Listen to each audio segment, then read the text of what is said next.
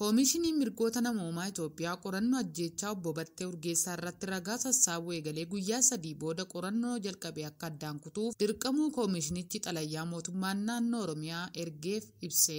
Koomishinichi ragaalee ajjeefamuu qondaala siyaasaa baa'oo obbo Battee Urgeessaa irratti sassaabachuu eegalee ture. Akka ibsutti ajjeechaa sana keessaa harki humnoota mootummaa jiraachuu agarsiise. Armaan dura ajjeechaa wal fakkaataa abbootii gadaa Kaarrayyuu irratti raawwatamee dhokfamuuf yaalamaa ture. Qaamoleen garaagaraa ajjeechaan sun humnoota mootummaatiin raawwatamuu ragaan deeggaranii saaxilan. Obbo Battee Urgeessaa godina Shawaa Ba'aa magaalaa Maqiitti ajjeefamuu mirkaneeffachuun eebila 10 bara 2024 ogeeyyiin gara sanatti bobbaasuun ragaaf odeeffannoo sassaabachuu eegaluu koomishinichi ibsee jira. Obbo Batteen eebila 9 bara 2024 waaree booda naannoo sa'aatii 11 yeroo irbaata booda akka deebi'u beeksisuun furtuu kutaa ciisichaa isaa kutaa simannaa keessummootaatti kennee ba'uu koomishinichi hubadheeraa jedhe.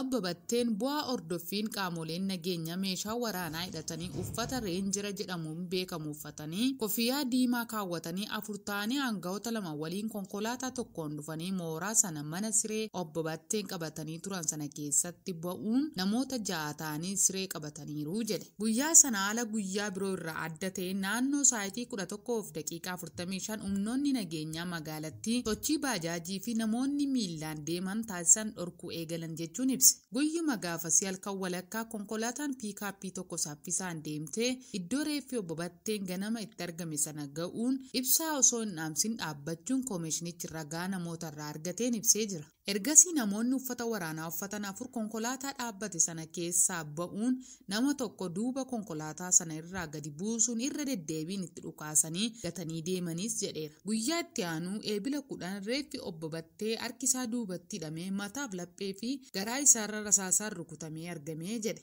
Adeemsa qorannoo isaa keessatti nageenya ragaa baatota eeguuf carraaqii guddaa taasisus poolisiin ragaa baatota gareen qorannoo dubbisan hidhuun gareen koomishinicha magaalattii keessa socho'u namootaa fi konkolaataa hin beekamneen ordoffii irratti taasisaa fi sochii isaanii hufachiisaa turuu ibsuun poolisiin miseensota maatii Battee kanneen qorannoo koomishinichaaf tumsa turan hidheeraas jedheera. Koomishinichi nageenya ogeeyyii qorannoo ragaaleef namoota qorannoo kana irratti hirmaatan mirkaneessuuf jecha hojii ragaa walitti qabuu eebila 12 magaalattii keessatti hojjechaa ture addaan kutuuf dirqamuu isaas beeksiseera. Koomishinichi mirgoota namoomaa Itoophiyaa xalayaa isaa keessatti aangoonni naannichaa hojii isaaf tumsuu barbaachisaa akka taasisanis gaafateera. Akkasumas ragaa baatota hidhaman koomishinichi akka daawwatu akkasumas maatii obbo Battee fi rakkamtoota biroo to'annoo poolisii jala jiran irratti dhiittaan mirga namoomaa akka hin geenyeef ordoffii akka taasisus gaafateera. Qorannoon itti fufee geggeeffamu irratti koomishinichi yaada kan hin kennine yoo ta'u danqaaleen jiraatanis ajjeechaan obbo Battee Urgeessaa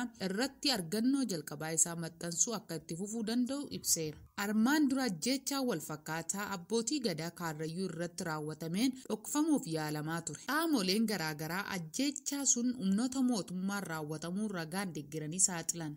Ergasii koomishinichi mirgoota namoomaa Itoophiyaas abbootiin gadaa Kaarrayyuu humnoota mootummaatiin ajjeefamuu ifoomse.